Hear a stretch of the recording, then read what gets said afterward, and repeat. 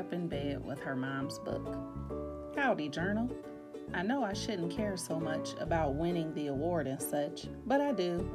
It would mean so much for the Apple family. I just want to do them proud, and I want that plot of land something fierce. Too bad today didn't go much better than yesterday. Rainbow Dash has to make such a big show of everything. Even when she's on my turf and supposed to be helping me, she act like she's the biggest toad in the puddle. She was flying all over the place, shaking the leaves off the trees. Then when I asked her to stop and help me buck, she did the job so fast she missed half the apples. It just really chaps my feathers. First Pinky was too slow, and now Rainbow Dash was too fast. Can't any of my friends get it right, honestly? P.S. Don't even get me started on Big Mac. I found out he chose yesterday of all days to give Apple Bloom a bucking lesson. They bucked a total of 10 trees the whole day.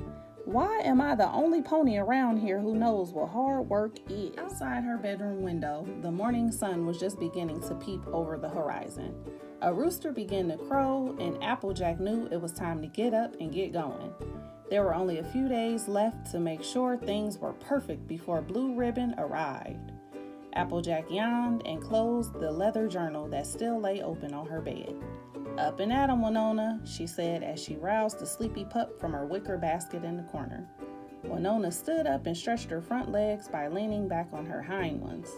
"Let's see if we can make today any better than the last two," Winona barked and wagged her tail in response.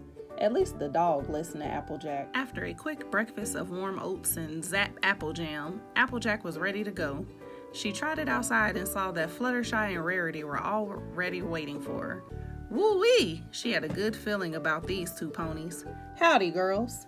"Hello, darling," Rarity said. "How's the farm overhaul going?" "Well, you've already done most of the hard labor, I presume." She looked hopeful. Applejack didn't want to tell them how awful it had been going. It would just start the day off on a bad hoof. "We made a good start, but we still got a ways to go." "Oh, pooey," Rarity jutted her bottom lip out. "I didn't dress for hard labor." She smoothed down the fabric on the fancy getup she was wearing. Applejack thought it was practical that Rarity had put on her best bib and tucker for a day of farm work. "Good morning, Applejack," Fluttershy said. "Winona, you're looking well." The dog barked happily. Winona, like all animals, loved Fluttershy. She ran over and muzzled against the yellow pony's legs. Fluttershy petted her and cooed. "You're a good little puppy-wuppy, yes you are. Who's the best farm dog in Ponyville?" "It's you." "All right, you two," Applejack said, unceremoniously interrupting Fluttershy's puppy time. "Listen up now. I won't be able to keep as close of an eye on you as Pinky and Rainbow because I've got to finish bucking and taking inventory of the North Field. There was a bit of a hitch in the schedule." Applejack considered her words carefully. She didn't want to say anything too bad about her friends and how much of a disappointment they'd been. Those thoughts could go safely in the diary, and no pony ever had to hear them. No point in ruffling any wing's feathers over it. "Please, Mr. Squirrel," begged Fluttershy in her tiny voice. "Please come on out of that tree for Applejack, just for a little bit.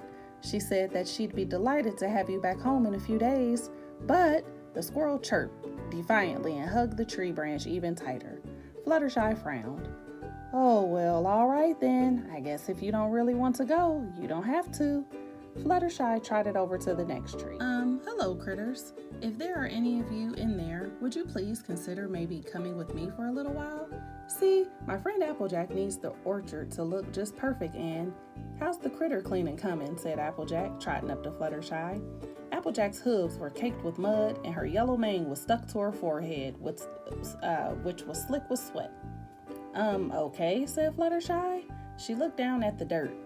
Applejack could tell Fluttershy was lying when she avoided eye contact. "It's going great-ish." "You know the judges won't like it if the trees aren't up to standards," Applejack said. She looked up at a squirrel. "I just don't think it'd send the right message having a bunch of animals up there." "But these little guys aren't harming any pony," Fluttershy pleaded. The squirrel nodded along. "It's not at all like those stubborn vampire fruit bats." She was right about that part. The vampire bat infestation had threatened to ruin the entire harvest because the hungry suckers were devouring all the apples themselves. Even though they didn't mean to do what they did, she made sure to add. Applejack sighed. Fluttershy's tender heart was getting in the way again. Have you convinced any of the critters to leave? A couple, exclaimed Fluttershy. She pointed her hoof over at Winona and Angel Bunny. Our pets do not count, Fluttershy, Applejack said. She threw her hooves into the air in exasperation. I give up. Why?